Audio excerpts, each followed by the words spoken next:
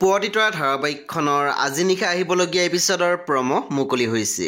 আজিৰ প্ৰমৰ প্ৰথম ভাগত আমি দেখিবলৈ পাইছোঁ ডিংকিয়ে জুনক কৈ আছিল তোৰ বোলে গা বেয়া মানে প্ৰেমৰ জ্বৰ নেকি তেতিয়া আমি দেখিবলৈ পাইছোঁ জুনে মাত দিছিল তোৰ বেলেগ কথা নাই আৰু ন থেই তেতিয়া আমি দেখিবলৈ পাইছোঁ ডিংকিয়ে মাত দিছিল এই নে ফুচকা খাই বেছিকৈ গা বেয়া হ'ল কথাখিনি শুনি জুনে ৰখি গৈছিল।